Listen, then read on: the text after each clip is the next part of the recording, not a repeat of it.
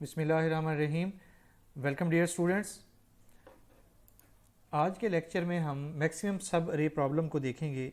Maximum सब अरे problem हमारे डिवाइड एंड कंकर स्ट्रेटेजी एल्गोरिथम को डिज़ाइन करने का जो एक तरीका है उसका एक एग्जांपल है, उसको इस्तेमाल करते हुए हम इसका सलूशन प्रोवाइड करेंगे। डिवाइड एंड कंकर को हम पहले से देख चुके हैं। हम देखते हैं कि डिवाइड एंड कंकर 3 फेजेस में काम करता है, डिवाइड, कंकर एंड कंबाइन। डिवाइड में क्या करते हैं कि हम प्रॉब्लम को छोटे छोटे हिस्सों में डिवाइड करते हैं, कंकर में जाके उसको हम सॉल्व करते हैं और फिर फाइनली उनको कंबाइन करके हम बड़े प्रॉब्लम का हम सोल्यूशन डिज़ाइन कर लेते हैं, सोल्यूशन निकाल लेते हैं। Let we try to understand the problem that we are going to discuss, that if you are interested in stock market, जहाँ पे आप किसी कंपनी के शेयर्स को परचेज़ करना चाहते हैं और उसको बेचना चाहते हैं ताकि आप प्रॉफिट कमा सकें। You can buy 1 unit of stock only one time and then sell it at later date and can learn what the price of the stock will be in the future। यानी आपको stock market का trend भी नज़र आ रहा है कि stock market कैसे काम कर रही है, आप वो भी देख सकते हैं। The goal is to maximise your profit by using buy low and sell high. This is important कि आपका जो ऑब्जेक्टिव है वो ये होगा कि आप कम से कम प्राइस के ऊपर परचेज़ करें स्टॉक मार्केट के शेयर्स को, और उसको जिस वक्त वो हाई प्राइस पे हो तो उस वक्त सेल करें ताकि आपका प्रॉफिट मैक्सिमम हो जाए। Within a given period you might not be able to buy at the lowest price and then sell at the highest price. This is a condition कि ज़रूरी नहीं है कि आप लोएस्ट प्राइस पे ही खरीदें और हाईएस्ट प्राइस पे ही बेच पाएँ, आपको ऐसा चांस नहीं भी मिल सकता। इसको हम एग्जाम्पल से देखते हैं। अभी first we look at this share price day wise. हमारे पास कुछ 17 दिन का डेटा अवेलेबल है और इस 17 दिन डेटा पे हम उस कंपनी के शेयर्स की प्राइस को देख रहे हैं जो कि कम और ज़्यादा हो रहे हैं। ठीक है, डे 0 के ऊपर हमारे पास 100 है शेयर प्राइस, डे 1 पे 113, डे 2 पे 110, डे 3 पे 85 एंड सो ऑन। ठीक, अब अगर आप यहाँ पे देखें तो जो हमारा लोएस्ट पॉइंट है दैट इज 63 और जो हाईएस्ट पॉइंट है हमारे पास दैट इज 113। ठीक है, लेकिन अगर आप 63 पे परचेज करते हैं तो आप 113 पे नहीं बेच सकते उसको, क्योंकि आगे जो फ्यूचर डेट्स आ रही हैं उनमें प्राइस, शेयर की प्राइस कभी भी 113 नहीं हो रही। सो इस पर्टिकुलर केस में आप 163 पे परचेज तो कर सकते हैं, लोएस्ट पे परचेज तो कर सकते हैं, लेकिन हाईएस्ट पे उसको बेच नहीं सकते इस 17 दिन के ड्यूरेशन के अंदर। बिल्कुल इसी तरह अगर आप यहाँ पे देखें तो इसमें हमारे पास जो मिनिमम प्राइस है वो 6 है, लेकिन 6 पे इस ड्यूरेशन के अंदर, ये ध्यान में रखें कि हम इस ड्यूरेशन में अपने आप को इन 5 दिनों में ही फिक्स रखेंगे। इन 5 दिनों में जो मिनिमम प्राइस आ रही है वो 6 है, लेकिन 6 पे आप परचेज करें तो फिर आप 5 दिनों के ब्रैकेट से निकल जाते हैं। आप मिनिमम 7 पे परचेज कर सकते हैं और मैक्सिमम 10 पे सेल कर सकते हैं। अब ये जो मिनिमम है ये 7, ये एब्सोल्यूट मिनिमम नहीं है इस ड्यूरेशन के अंदर। इसी तरह से 10 भी जो है वो भी हाईएस्ट प्राइस नहीं है। ठीक है, आल दो हमारा ऑब्जेक्टिव ये है कि हम लोएस्ट प्राइस पॉइंट पे उसको परचेज करें और हाईएस्ट प्राइस पॉइंट पे उसको सेल करें, लेकिन ज़रूरी नहीं है कि हम ऐसा कर भी पाएँ। ब्रूट फोर्स अप्रोच, इसको हम पहले देख चुके हैं। अगर हम ब्रूट फोर्स मेथड अपनाएं तो हमारे पास जो टाइम कम्प्लेक्सिटी बनती है वो थीटा एन स्क्वायर बनती है, विच इज़ बिग। हम कोई ऐसा सोल्यूशन ढूंढने की कोशिश करेंगे जिसकी टाइम कम्प्लेक्सिटी एन स्क्वायर से कम हो। ठीक है, ब्रूट फोर्स में हम क्या करते हैं कि हम फॉर एग्जांपल 5 दिन का टाइम पीरियड है और हम हर 2 पेयर को देखना चाहते हैं कि कहाँ पे हमारे पास प्रॉफिट मैक्सिमम आ रहा है, तो हम डे 1 और डे 2 का पेयर देख सकते हैं कि पहले दिन खरीदें और दूसरे दिन बेच दें, पहले दिन खरीदें और तीसरे दिन बेचें। 1 एंड 4 का पेयर, 1 एंड 5 का पेयर, सिमिलरली 4 एंड 5 का पेयर, तो ये हम बना सकते हैं और सब को हम टेस्ट करेंगे तो it will take lot of time. हम इससे बेहतर सोल्यूशन को डिजाइन करने की कोशिश करते हैं। अ ट्रांसफॉर्मेशन, ठीक है, find the sequence of days over which the net change from the first day to the last is the maximum. यानी हमने वो डेज ढूंढने हैं जिनमें हमारे पास प्रॉफिट मैक्सिमम हो। Instead of looking at the daily price, we consider the daily change in the price। ये हम एक थोड़ी सी ट्रांसफॉर्मेशन कर रहे हैं कि हम यहाँ पे प्राइस को देखने के बजाय 100, 113 को देखने के बजाय हम ये देखते हैं कि हमारे करंट डे का प्रीवियस डे के साथ क्या डिफरेंस आ रहा है, दैट इज़ 13। तो हम उसको यहाँ पे इस तरह से एक अपनी रो बना लेते हैं तमाम डिफरेंसेस को लेकर।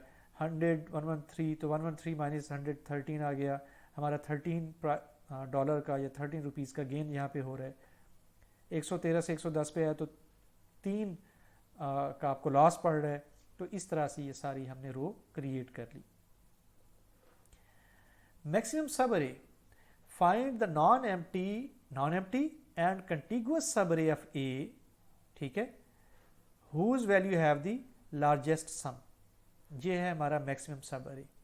जैसे यहाँ पे ये देखें कि ये 18, 20, -7 और 12, इसको अगर हम लें तो इसका मैक्सिमम सम बनता है विच इज़ 43। और कोई ऐसा कम्बिनेशन आपको नहीं मिलेगा जो 43 प्रोड्यूस कर दे। इन आवर एग्जाम्पल मैक्सिमम सब अरे is A 8 to 11 with sum equal to 13, ठीक है।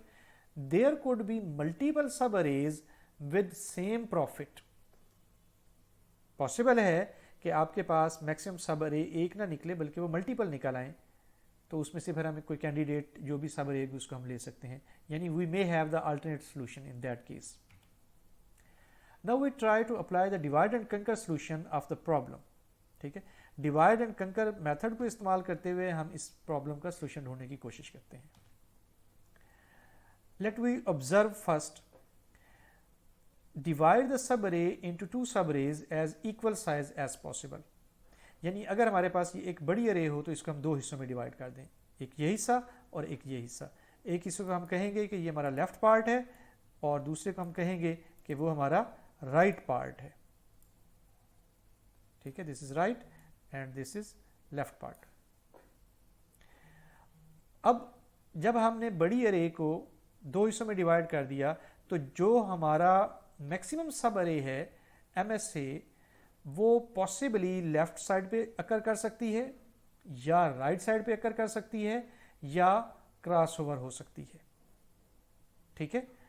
दोनों पॉसिबिलिटीज हैं। तो इसका मतलब ये हुआ कि हम इसको सॉल्व करें, इसको सॉल्व करें और इसको सॉल्व करें। 3 केसेस हैं और तीनों का हमने सॉल्व करना है, ठीक है। पहला केस क्या आपके पास, इन लेफ्ट सब अरे लो टू मिड, चूंकि हमने बड़ी सब अरे को 2 हिस्सों में डिवाइड कर दिया तो इसके लेफ्ट पार्ट को देखें, low to mid such that low less than equal to I and I less than equal to J and this is, ठीक है। यानी आपकी जो MSA होगी, मैक्सिमम सब अरे होगी, वो लो और मिड के दरमियान में ही आएगी, लेफ्ट सब पार्ट के कहीं दरमियान में, जैसे ये वाली फिगर आपको नजर आ रही है कि ये इसके दरमियान में ही है। इसी तरह से जब हम राइट साइड पे जाएंगे तो हमारी ये वाली सब अरे, ठीक है, पॉसिबल है वो इसके भी दरमियान में आ जाए, ये दूसरी कंडीशन है। या तीसरी पॉसिबिलिटी हो सकती है कि यही सब अरे जो MSA है हमारी वो ओवरलैप कर जाए, कुछ लेफ्ट में आ जाए कुछ राइट में आ जाए। So we have 3 possibilities. MSA will have maximum sum over all subarrays of left and right are crossing over। 3 possibilities है ना, तो वो तीनों हमने यहाँ पे देखी।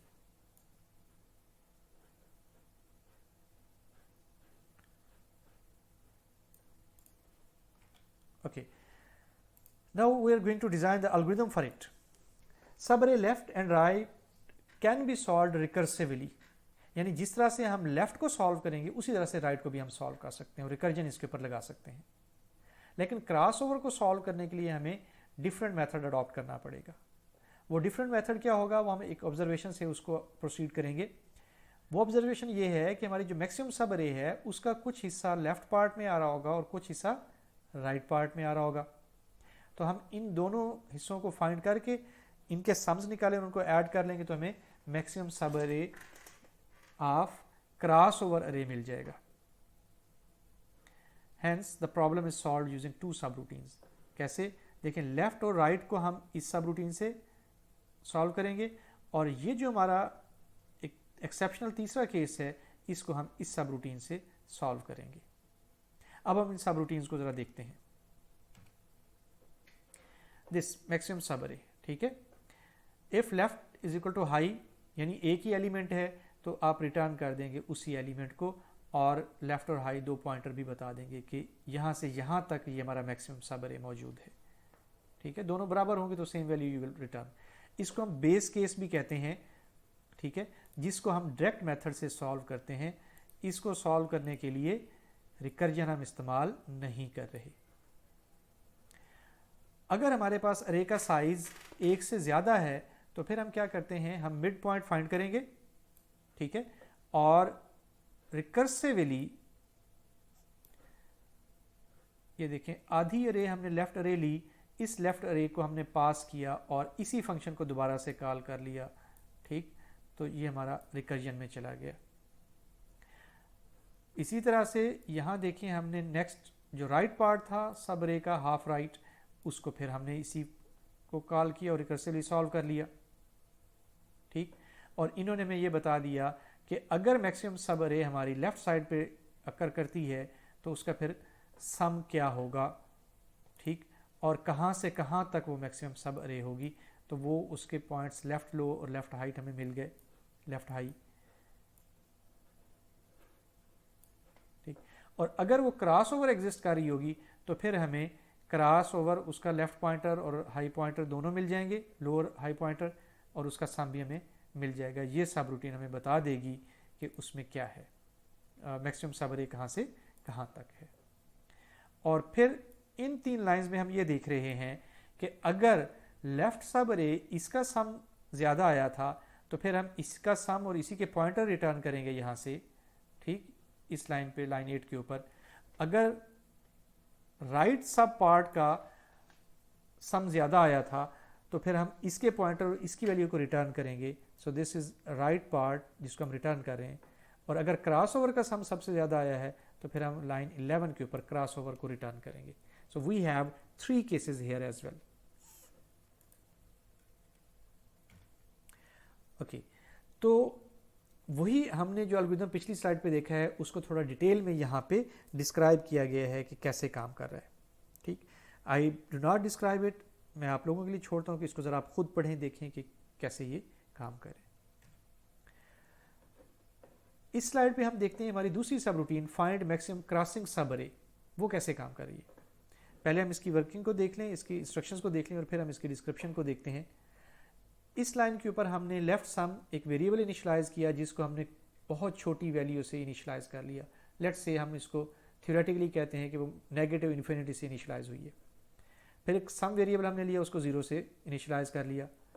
फिर हम एक लूप चला रहे हैं। अगर हमारे पास फॉर एग्जांपल ये अरे थी जिसको हमने 2 हिस्सों में डिवाइड किया हुआ था, this is left part, this is right part, तो ये इस तरफ को हम जा रहे हैं, ठीक है। यहाँ पे ये जो लूप चल रहा है मिड टू लो तक जा रहे हैं, ये मिड पॉइंट है हमारा, ठीक है। यहाँ से हम ये लो तक जाएंगे और सम वेरिएबल जो हमने बनाया हुआ है उसमें हम ए आई की वैल्यू को सम करते चले जाएंगे। रिमेंबर हमारे पास ए आई जो अरे है उसमें पॉजिटिव वैल्यूज़ भी हो सकती हैं और नेगेटिव वैल्यूज़ भी हो सकती हैं, ठीक है। यानी हमारी स्टॉक प्राइस जो है वो अप भी हो सकती है और डाउन भी हो सकती है, तो उसका चेंज पॉजिटिव नेगेटिव दोनों हो सकता है। तो हमारा सम जो है ये ज़रूरी नहीं है कि हर दफ़ा मोनिटोनिकली इंक्रीजिंग ही हो, हर दफ़ा बढ़ता ही रहे, ये कभी कम भी हो जाएगा। इफ़ सम, अगर हमारा सम जो है वो लेफ़्ट सम से बड़ा है तो फिर हम कहते हैं कि हमारा लेफ़्ट सम जो है वो यही सम हो गया, यानी उसी सम को हम लेफ़्ट सम कह देते हैं। और जो पॉइंटर इस वक्त चल रहा होता है आई इस पार्ट में हम चला रहे होंगे पॉइंटर, तो आई जो है वो मैक्सिमम लेफ़्ट को हम असाइन कर देंगे। फिर ये दोबारा जाएगा, लूप चलेगा, ठीक है। फिर अगली वैल्यू को उठाएगा ए आई की, उसको सम में पुट करेगा और सम फाइंड करने के बाद देखेगा क्या ये कंडीशन ट्रू होती है। अगर ट्रू होती है तो फिर ये वाली 2 स्टेटमेंट्स चलेंगी। इसको समझने के लिए आई वुड रिकमेंड यू कि आप जो है जो अरे हमने बनाई हुई है उसको पेपर पे लेके ज़रा वर्कआउट करने की कोशिश करें ताकि आपको समझ आए। ओके, हम इस एग्जांपल के साथ इसको थोड़ा सा वर्कआउट करने की कोशिश करते हैं और देखते हैं कि कैसे ये एल्गोरिथम काम कर रहे हैं। वी स्टार्ट फ्रॉम मिड, ठीक है, मिड हमने यहाँ पे पास किया हुआ है। इस पर्टिकुलर केस में हमारे पास मिड ये है,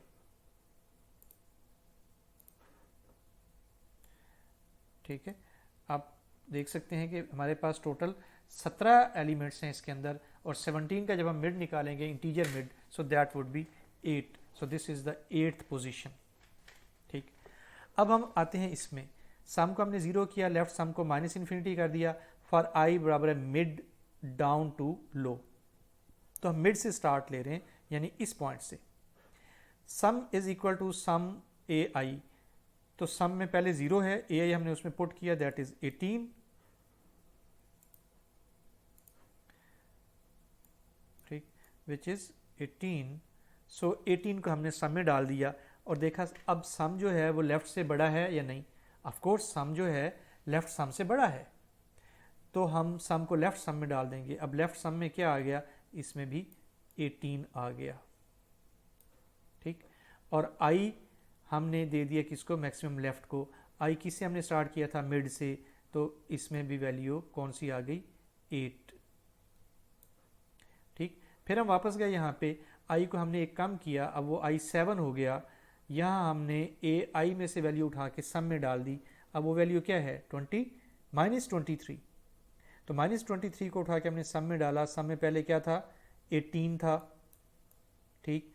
अब -23 उसमें आएगा तो क्या हो जाएगा, हमारे पास 18 की बजाय -5 बच जाएगा। अब सम में क्या आ गया, -5। सो -5 को जब हम कंपेयर करेंगे किससे, लेफ्ट ऑफ सम से, लेफ्ट ऑफ सम क्या है हमारे पास, 18, तो ये तो कंडीशन फॉल्स हो जाएगी, लिहाजा ये दो स्टेटमेंट्स नहीं चलेंगी, ठीक है। इनकी जो भी वैल्यूज़ हैं वो अपनी जगह पे फिक्स रहेंगी। फिर वापस ऊपर चले गए, आई को एक और कम किया, आई पहले 23 था, अब वो क्या हो गया, 16 हो गया, -16। इस पे आए, अब आके -16 हमने इसमें ऐड किया, पहले क्या था इसमें -5, -16 आ गया तो -21 आ गया, ठीक। नई वैल्यू जो है हमारे पास इसकी कितनी हो गई, सम की, -21 जी। तो सम की नई वैल्यू क्या हो गई, -21। और यहाँ पे ये कंडीशन फॉल्स होगी तो अंदर ये चीज़ें नहीं चली। फिर ये वापस गया और आई जो है अब वो यहाँ पे आ गया -3 के ऊपर, -3 को सम किया तो ये मज़ीद बढ़ गया, -24 हो गया, ठीक है। उस केस में ये वाली कंडीशन फिर फॉल्स, तो ये वाली दोनों लाइनें नहीं चलेंगी। फिर हम यहाँ पे आ गए अगले लूप के अंदर, 20 को लेके इसमें ऐड करें, -24 + 20, तो हमारे पास क्या बच गया, -4, ठीक है। इस -4 को आके हमने लेफ्ट ऑफ सम से कंपेयर किया तो सम बड़ा तो नहीं है लेफ्ट ऑफ सम से, लिहाजा ये कंडीशन फॉल्स, इसमें हम नहीं आएंगे। फिर हम इधर चले गए, ठीक, -25 और -4 इन दोनों को इकट्ठा करेंगे तो ये तो -29 हो जाएगा, अगेन इफ फॉल्स। फिर -3 तो ये -32 हो जाएगा। फिर 13 वो कितना हो जाएगा, -32 + 13, ठीक है, -32 + 13, तो वी विल गेट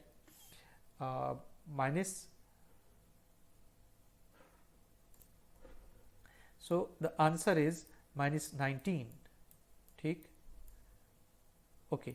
तो हमारी इस एग्जांपल में हमने ये देखा कि सिर्फ एक दफ़ा ये लाइन 6 और 7 एग्जीक्यूट होंगी, उसके अलावा ये एग्जीक्यूट नहीं होंगी। तो हमारे पास मैक्सिमम लेफ्ट क्या आ गया, 8, और लेफ्ट सम में क्या आ गया हमारे पास, 18, ओके। अब हम आते हैं लाइन 7 से आगे, लाइन 8 को देखें। यहाँ पे हमने उसी तरह से राइट को इनिशलाइज किया विद -∞, सम हमने 0 से इनिशलाइज कर दिया। अब हम जे मिड +1 से हाई की तरफ जा रहे हैं, अब हम इस तरफ जाना शुरू करेंगे, ठीक।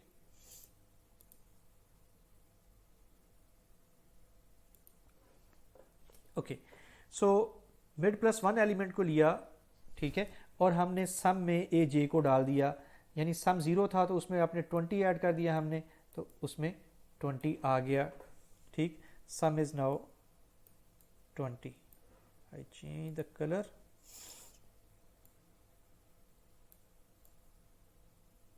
ठीक है, सम हमारे पास 20 आ गया। अब सम 20 जो है वो राइट सम से बड़ा है, क्योंकि राइट सम में तो -∞ है, लिहाजा हम इफ़ के बॉडी में आएंगे और सम की वैल्यू राइट सम को दे देंगे, और राइट सम में अब क्या आ गया हमारे पास, 20, और मैक्सिमम जे हमने, मैक्सिमम राइट को हमने जे की वैल्यू दे दी, और जे की वैल्यू क्या है इस वक्त, मिड +1 यानी 8 से 9, तो ये 9 वैल्यू यहाँ पे आ गई। फिर हम वापस गए, हमने मिड की इसको एक वैल्यू बढ़ा दी जे की, अब जे इसको पॉइंट कर रहा है, ठीक है, -7। हम यहाँ पे आए, सम में क्या है हमारे पास, 20 में हमने -7 को डाला तो हमारे पास क्या आ गया,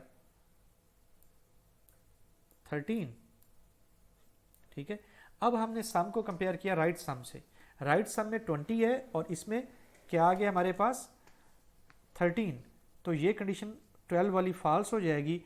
उस केस में लाइन 13 और लाइन 14 नहीं चलेंगी और अगले लूप आइट्रेशन चलेगी तो जे को एक बढ़ा दिया, अब 12 आ गया, ठीक। सम में क्या 13 है, 13 में 12 ऐड किया तो ये क्या हो गया 25। अब सम का जो वैल्यू है 25 that is greater than the right sum, right. So 25 is greater than the right sum, लिहाजा इफ कंडीशन ट्रू होगी, इफ कंडीशन ट्रू होने पे लाइन 13 एग्जीक्यूट होगी और सम की वैल्यू जो है वो राइट सम को असाइन हो जाएगी।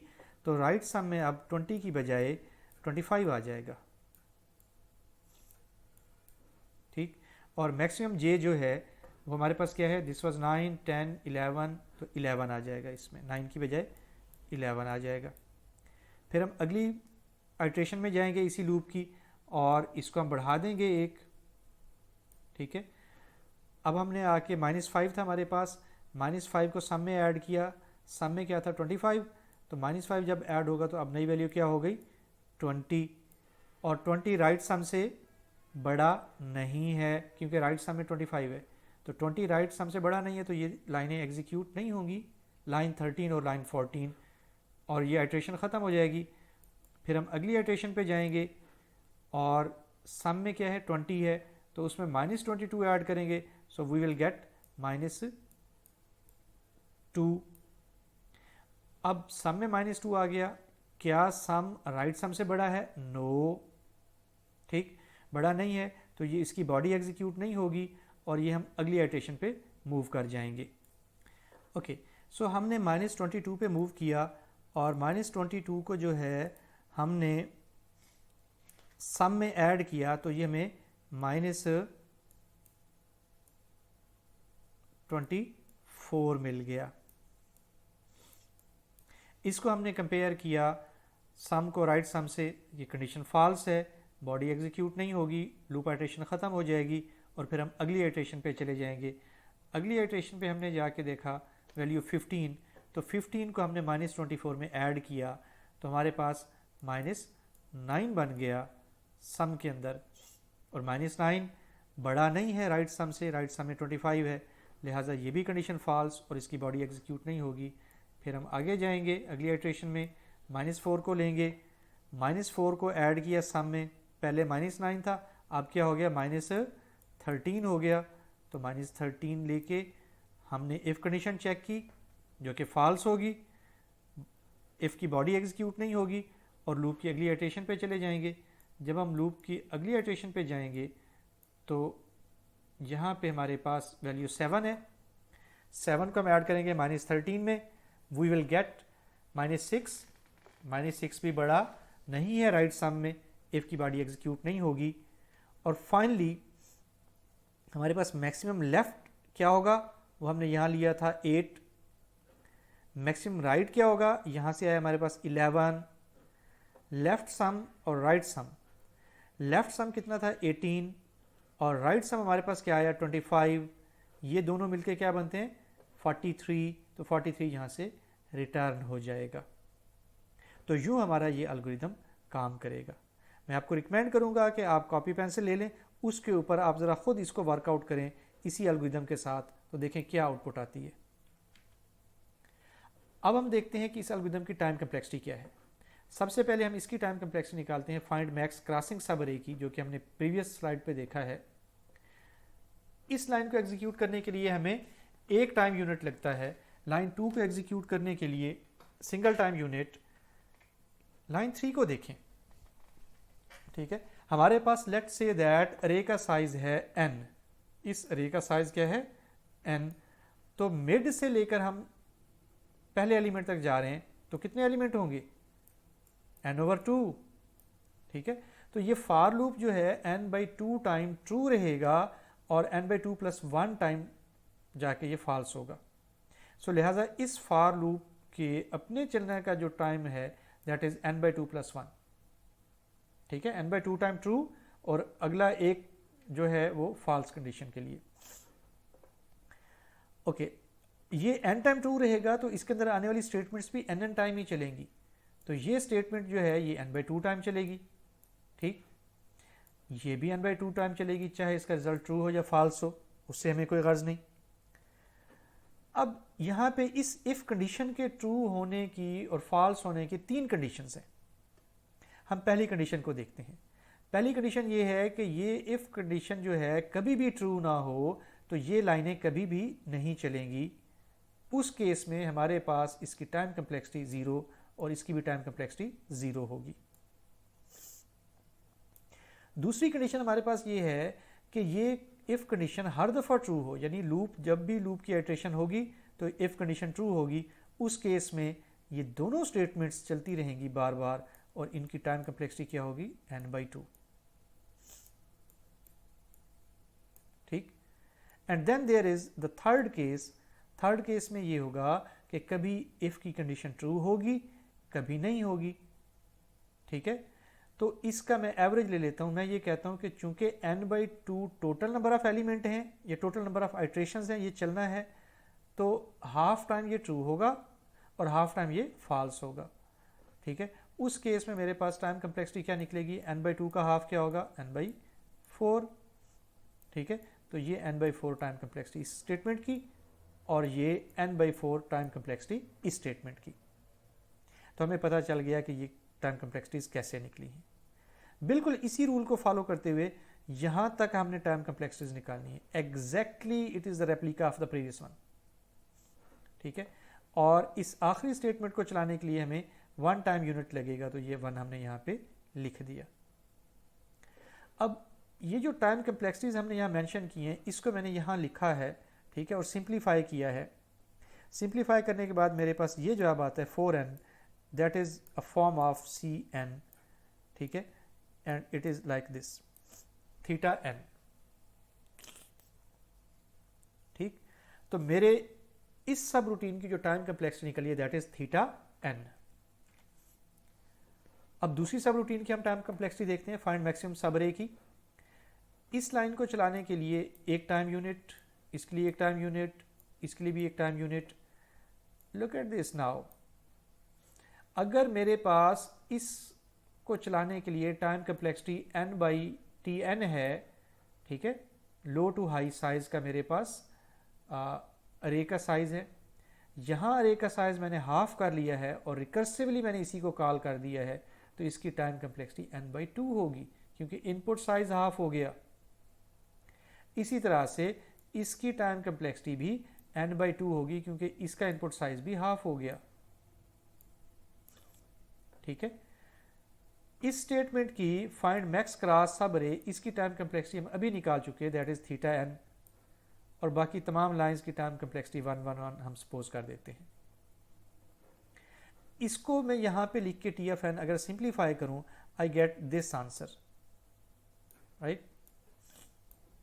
और हम प्रीवियसली मर्ज सॉर्ट के केस में देख चुके हैं कि अगर ऐसी हमारे पास रिकर्जन एग्जिस्ट करती हो तो उसकी टाइम कम्प्लेक्सिटी ये निकलती है। इसको हम सब्स्टिट्यूशन मेथड से देखें या गेस मेथड से देखें या मास्टर थ्योरम मेथड से देखें, so we will get this reply. The time complexity of this recursion, इस रिकर्जन की जो टाइम कम्प्लेक्सिटी है that is θn log n, ये निकलेगी। ओवरऑल हमारे पास, अच्छा, अब ये ओवरऑल हमारे पास टाइम कम्प्लेक्सिटी निकल आई है, ठीक है, इस एल्गोरिथम की। सो रिमेंबर जब हम ब्रूट फोर्स मेथड यूज कर रहे थे तो we were getting something n square which is much higher as compare to n log n, ठीक है। फर्ज करें मैं n की वैल्यू रखता हूं 16, ठीक, तो 16 log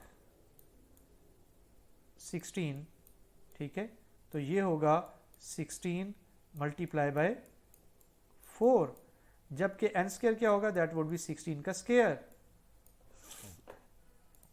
राइट।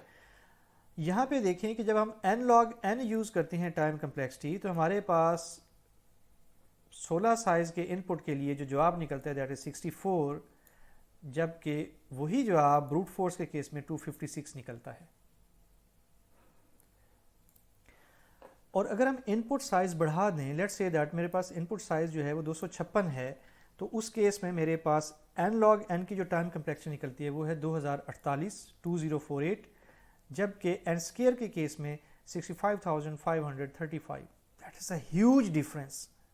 तो आपको अब यहाँ से नज़र आ सकता है कि हमने एक बेटर सोल्यूशन डिज़ाइन कर लिया है जो कि बहुत जल्दी एग्जीक्यूट हो जाएगा हमारी मशीन के ऊपर as compare to the brute force method. Okay, so we suppose that कि जी n शुरू में ही जो है हमारे एल्गोरिथम ने जगह रैम में ऑक्यूपाई कर ली हुई है। अगली जो हमें स्पेस रिक्वायर्ड है उसको हम कैलकुलेट करके देखते हैं कि वो हर स्टेप के ऊपर कितनी चाहिए हमें। मिसाल के तौर पे इस स्टेटमेंट के लिए चूँकि हम एक वेरिएबल इनिशलाइज कर रहे हैं तो हमें लेट्स से 1 स्पेस चाहिए, इसके लिए भी 1 चाहिए, इसके लिए आई हमने एक वेरिएबल लिया है नया तो 1 स्पेस उसको चाहिए। यहाँ पे हमें कोई स्पेस नहीं चाहिए क्योंकि ए आई ऑलरेडी स्टोर्ड है, सम ऑलरेडी उसके पास जगह हम यहाँ पे उसको स्पेसिफाई कर चुके। इस स्टेटमेंट के ऊपर हमें कोई रैम कोई जगह स्टोरेज नहीं चाहिए। Nothing for this line, nothing for this line. इस लाइन के लिए हमें चाहिए ठीक 1। यहाँ सम को हम 0 करें, इस वेरिएबल को हम पहले इनिशलाइज कर चुके, लिहाजा इसको नए सिरे से स्पेस एलोकेट करने की ज़रूरत नहीं है। यहाँ हमने जे वेरिएबल नया बनाया तो उसको स्पेस चाहिए, उसके लिए हमने 1 यहाँ पे मेंशन कर दिया। बाकी लाइंस को कोई स्पेस नहीं चाहिए। यहाँ पे चूंकि हमने वैल्यू रिटर्न करानी है तो स्टैक के ऊपर इस वैल्यू को रख के रिटर्न कराया जाएगा। आप यहाँ पे इनको अलग अलग अगर कंसीडर करें तो 3 स्पेसेस चाहिए, अगर आप सिंगल कंसीडर करें तो 1 चाहिए है। ठीक है, अच्छा, तो हमारे पास कांस्टेंट स्पेस चाहिए इस सब रूटीन को रन करने के लिए। ये जो फाइंड मैक्स हमारी सब रूटीन है इसको रन करने के लिए हमें कांस्टेंट स्पेस चाहिए, दैट इज़ 9, और अगर आप इसको 3 ले लें तो दैट वुड बी 11। ठीक, n वो स्पेस है जो कि अरे ए की स्पेस थी। प्रीवियसली जब इसको कॉल किया गया इस अरे को, इस फंक्शन को, तो इसकी मेमोरी एलोकेट हो चुकी थी। ऑल दो मैंने उसको यहाँ शामिल कर लिया है, अगर यहाँ पे ना भी लिखें तो कोई फ़र्क नहीं पड़ता। इस एल्गोरिथम को देखें, इसके लिए दूसरी सब रूटीन के लिए कितनी स्पेस चाहिए। ठीक है, तो टी ऑफ एन, इसको भी हम अरे पास कर रहे हैं तो इसकी जो स्पेस है वो n है, विच इज़ ऑलरेडी हम ले रहे थे। वो पिछला n उस सब रूटीन का वो सेम है, यही है, लिहाजा 2 दफ़ा लिखने की ज़रूरत नहीं है, इसको हम एक ही दफ़ा लिख लेंगे। Rest of the lines I would recommend के लुक एट योर सेल्फ कि कितनी कितनी स्पेस चाहिए, कहाँ कहाँ पे। कांस्टेंट को हम उड़ा देंगे, हमारे पास इनपुट साइज़ के चेंज होने से स्पेस जितनी रिक्वायरमेंट उसकी बढ़ती या घटती है वो n ही है, बेसिकली अरे का साइज़ ही है। ठीक है, तो हमारे पास स्पेस कम्प्लेक्सिटी इसकी कितनी आई, n आई। ठीक है, अच्छा, अब इंटरेस्टिंगली अगर मेरे पास फंक्शंस हैं दोनों, फंक्शन 1 को मैंने कॉल करना है, फंक्शन 2 को कॉल करना है, ये फंक्शन 2 और इससे पहले वाला फंक्शन 1, तो इनको कॉल करने से पहले मैं अरे को रैम में ले आता हूँ, यानी n स्पेस ऑक्यूपाई हो चुकी होती है। ठीक है, और अरे इनको पास होती हैं दोनों फंक्शंस को, तो उस केस में इसकी time complexity that is something constant, function 1 की, फंक्शन 2 की time complexity something constant, sorry space complexity. So overall space जो चाहिए दोनों सब रूटीन्स को रन करने के लिए वो कांस्टेंट चाहिए, जिसको हम 0 से अमूमन वर्कआउट कर लेते हैं, यानी उसको कोई एक्स्ट्रा स्पेस नहीं चाहिए। ठीक है, तो आप इसको n मेंशन कर लें। अगर आप इसकी स्पेस कम्प्लेक्सिटी n बनाएंगे तो फिर आप मेंशन करेंगे कि n वही स्पेस है जो कि अरे ए को एलोकेट हुई हुई है।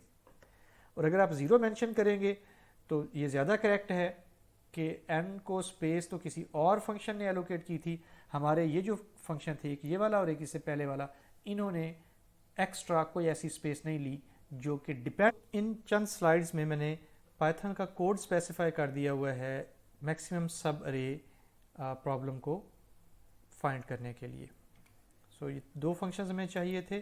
ठीक है, यहाँ पे पहले फंक्शंस को हमने वर्कआउट किया हुआ है, फाइंड मैक्सिमम क्रॉसिंग सब अरे, ये पहला फंक्शन है। यहाँ पे हमारे पास दूसरा फंक्शन है फाइंड मैक्सिमम सब अरे, और ये उसका ड्राइवर कोड है जहाँ से हम उसको पैरामीटर पास करेंगे, उसको चला के देखेंगे कि उसकी वैल्यू क्या आ रही है। मैं आप लोगों को रिकमेंड करूँगा कि आप जाके इस पाइथन के कोड को चलाएं और चला के देखें कि क्या ये सही काम कर रहा है या नहीं कर रहा है। So that's all for today. I hope आपको ये लेक्चर समझ आ गया होगा। See you next time in next lecture. So Allah हाफिज़।